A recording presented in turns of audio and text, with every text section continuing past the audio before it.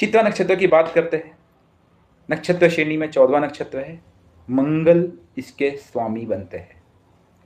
Okay, अब यह नक्षत्र एक प्रकार से इल्यूजन का नक्षत्र है, मायावी नक्षत्र है। यह नक्षत्र आधा बनता है आपका 6 नंबर राशि में और आधा बनता है 7 नंबर राशि में, अर्थात लिब्रा और आपका कन्या का बैलेंसिंग एनर्जी है। एक प्रकार से एक आर्किटेक्चरल नक्षत्र है जो बैलेंसिंग की बात भी करता है। ये लोग काफ़ी अट्रैक्टिव पर्सनैलिटी होते हैं, डिज़ाइन वगैरह में काफ़ी काम करते हैं ये लोग, और कुछ ऐसे इनोवेटिव सॉन्ग्स वगैरह, मतलब अगर आप लोग आर्ट पे भी इनोवेटिव चीज़ कर लेंगे लोग। मून इन चित्रा, सेकेंड भाव।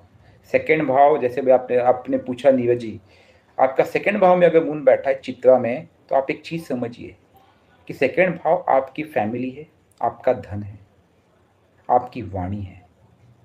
तो वही आपको एक ब्यूटी देगा आपके वाणी में, एक वाणी में एक आपको अट्रैक्टिव एनर्जी देगी, जिसकी वजह से आपको फेम और रिकग्निशन मिलता होगा। ध्यान रखना, आपकी वाणी की वजह से आप जाने जाते होंगे। कीप दैट इन माइंड, क्योंकि यहाँ पे मंगल और वीनस दोनों की एनर्जी व्याप्त है, ये आपको भूलना नहीं है। Keep that in mind. यहाँ पे ना एक इल्यूजन है व्यक्ति का, और उस इल्यूजन की वजह से व्यक्ति कई बार गलती कर जाता है, एक अहंकार में आकर के गलत फैसले लेता है। इसे चित्रा नक्षत्र में अगर प्लैनेट बैठा हो, व्यक्ति को मंगल की ऊर्जा से बहुत कनेक्शन की आवश्यकता है। जैसे कई बार मैंने बताया है कि अगर मून इन चित्रा एंड आपका मंगल मैलेफिक बैठा है, तो एक रेमेडी दी जाती है। अगर मैलेफिक है तो आप मंगल का फास्टिंग, अगर मंगल मैलेफिक नहीं है, आप उस एनर्जी को लेना चाहते हो, so swimming is the best remedy.